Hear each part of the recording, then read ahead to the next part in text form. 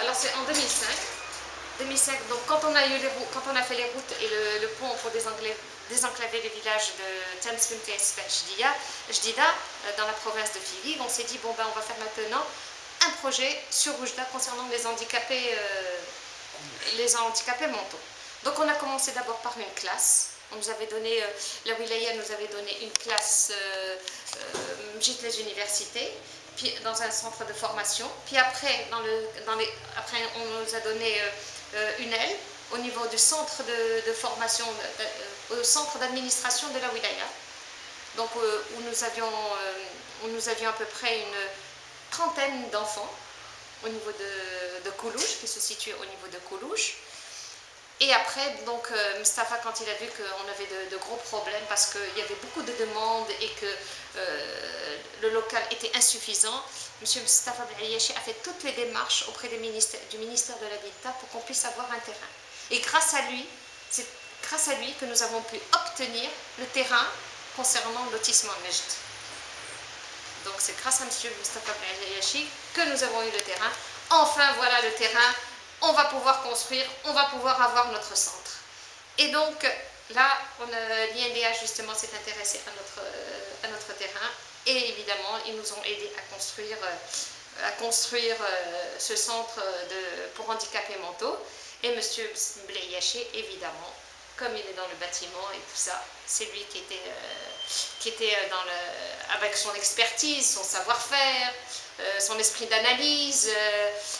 Donc il nous a aidés à mettre en place ce centre pour handicapés dans la conception du bâtiment, Et puis après, donc, il y a eu l'équipement également de ce bâtiment et nous sommes allés plus loin. Non seulement ce centre est un centre pour handicapés mentaux, mais on a essayé de toucher avec M. Blayachi plusieurs domaines, notamment le domaine pédagogique, d'accord, donc un projet pédagogique, avec une guidance parentale pour les enfants. Nous en sommes maintenant à environ une centaine d'enfants. On a essayé de toucher également le côté environnemental, notamment par un forage avec une pompe qui marche avec du photovoltaïque.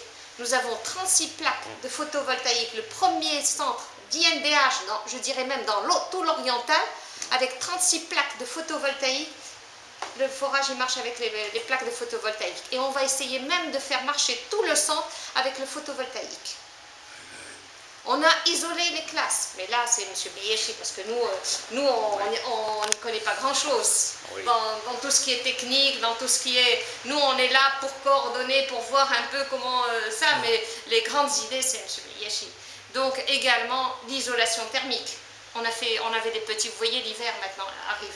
Vous imaginez des enfants handicapés qui ont des problèmes au niveau du cœur, qui ont des problèmes pulmonaires, et dans ce froid, des classes froides, comment voulez-vous obtenir quelque chose de ces enfants, hein? Ils sont rapidement malades, ce qui peut être un simple coup de froid pour un enfant normal, peut être gravissime chez les enfants handicapés.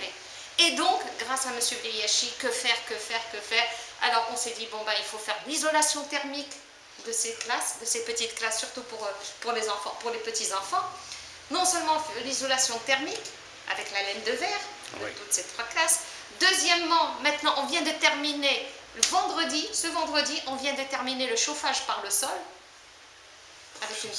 avec une pompe à chaleur. Oui. On est en train de faire également, donc, il y a des panneaux solaires. Il y a 4 panneaux solaires pour avoir de l'eau chaude.